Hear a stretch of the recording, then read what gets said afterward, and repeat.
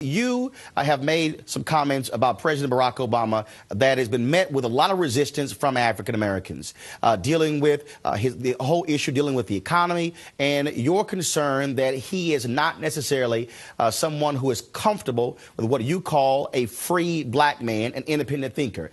Can you expound on that, and what do you mean by those comments? What I mean, my dear brother, is that I try in my life to be a Jesus-loving, free black man who tells the truth. The condition of truth is to allow suffering to speak.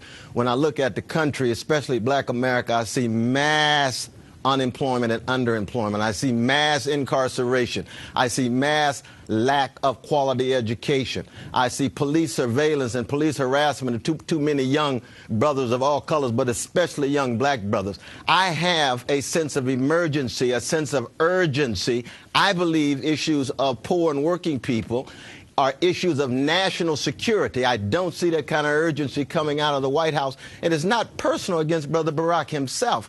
I both respect and protect him against the right-wing vicious attacks on him, but I want to correct him when he leans away from poor and working people and leans toward Wall Street, toward the Chamber of Commerce, toward the well-to-do, toward the wealthy. It's very seductive in the White House there, brother. But what is the difference when you say right-wing attacks and calling him a black mascot for Wall Street, and then questioning him growing up, and that is being uncomfortable in black skin? What's the difference between their attacks on his Christianity, on his birth certificate, and those kind of comments?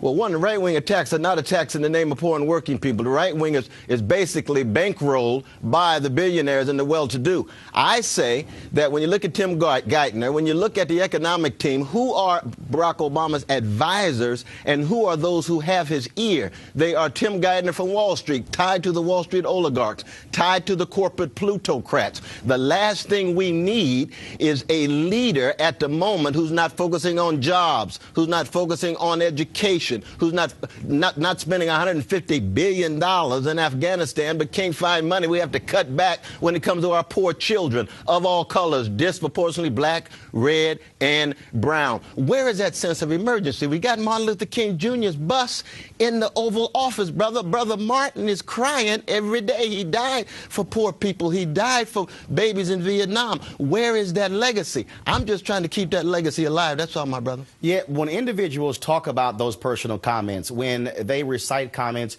you speaking about not getting inauguration tickets, the perception is that your criticism is more personal as opposed to policy oriented. And so you're absolutely right when you talk about the unemployment rate for African Americans being higher than anybody else. Absolutely. Black teens been unemployed at 44%. We got to keep the focus. That's what we got to highlight, though, brother. Absolutely. See, I think part of the problem is, though, brother, and you know this better than I, and we got an 06 connection here, man, that you got the pundit class that is so preoccupied with their careers and ambition, they don't want to focus on the truth, and the truth is tied to the suffering. I only talked about my personal situation because after 65 events for my brother from Iowa all the way to the last day in Ohio, and without a thank you, that for me is disrespect. When someone disrespects me, it could be the president of Harvard, it could be the president of the United States, it could be somebody on the block. I let them know I don't like to be disrespected. I'm a free black man. At the same time, it's not about me. It's not about the pundit class. It's not about middle-class Negroes. It's about the brothers and sisters who are catching hell every day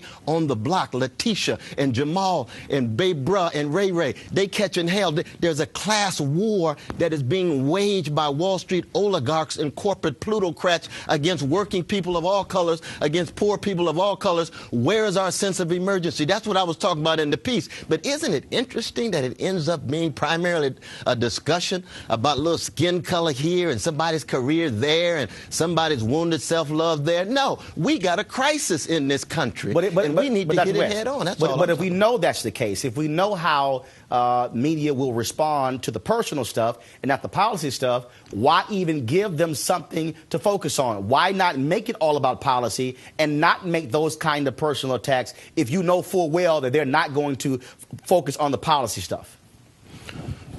No, and I appreciate that question, my brother. I think part of the challenge for me is when someone asks me a question about what is my relation to my dear brother Barack Obama, I have to tell them the truth in terms of my history.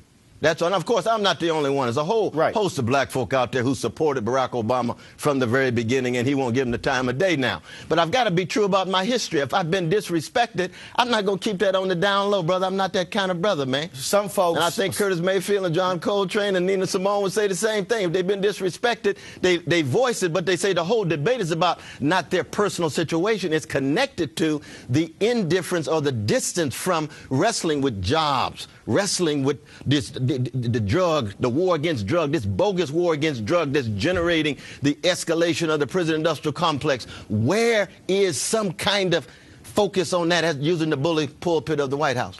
Some folks are saying, how can you be so supportive of someone then make these comments? I want to play for our audience what you had to say at a forum at Howard University, which I moderated, the Spike Lee's company put on, the day before the inauguration. Here's what you had to say. Oh, that's true. We tell our dear brother Barack Obama, out of love, be a thermostat, not a thermometer. A thermostat shapes the climate of opinion. A thermometer just reflects it. If you're not going to teach the people, take the time to point out what the situation is and say sacrifice for fairness, then you're just going to be a thermometer reflecting all the views that's out there, and it's going to end up a mess. You got to be leading. That's what Martin was about. That's what you can learn from Brother Martin Luther King Jr. And we'll be there to help Brother Barack, but we're going to put some pressure on that brother, too. So basically, Dr. West, sure, you made it clear, even before he got into office, that you were going to put this kind of pressure on him. Oh, absolutely. That I made it clear in all 65 events that I did that I would be a Socratic supporter, a prophetic supporter. Why? Because in the end, it wasn't just about him, wasn't just about me. It's not just about you. You and I know it's about the social misery and the suffering. And we want to speak out of a love for the people and a love for black people. And I supported him out of that same love. I critique him out of that same love. And I would critique any president of any color. I critique Clarence Thomas. Clarence Thomas is a beautiful black man, phenotypically, but I critique him when he sides with the well-to-do. I will critique Barack Obama. He's a beautiful black man phenotypically, too. He had a different formation than Clarence Thomas, but that doesn't make him less black. It depends on what he does in light of who he is. Last question. Does it bother you? That's the bottom line for me. Does it bother you when African Americans will get upset with a critique of the president as opposed to look at the various issues? Because we've seen this before. You experienced it with Tavis Smiley. People said that his comments were more personal, that his tone was frankly indignant and righteous. But also with the Congressional Black Caucus, when they oppose the president, people have attacked them. And so are African Americans afraid to publicly criticize his president? And do you think African Americans are too protective of the president to their own detriment? No, I understand, though, brother. Well, first, let me say that my love for black people is unconditional. I love black people because they're worthy, not that they're going to love me back or I'm in some popularity contest. So at that point, it doesn't make any difference in terms of just a response. But I do say this.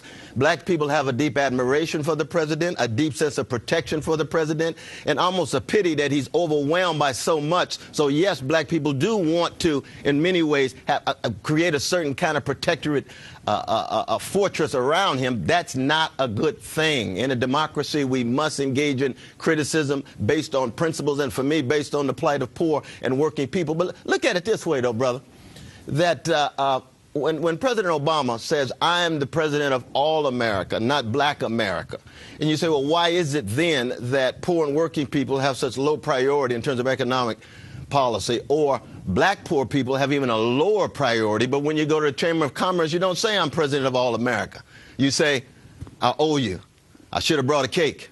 Or when you go into a Catholic context, you say, you are an integral part of America. Or when he goes into a Jewish context, he says, I know what your interests are. I want to respond to them. Then he come to black folk and say, I'm president of all America, but not black America. No, we just as American as anybody else. And we catching more hell. And we provided 96% of our votes for the president. So don't take us for granted. You know what I mean? Don't have a relation to us on the down low when our children are suffering. Our fellow brothers and sisters of all colors, but specifically black in this case, are suffering. We will not remain silent. At least I won't. No doubt about that. Dr. Cornel West, we certainly thank you for joining us here on Washington Watch and look forward to you coming back again.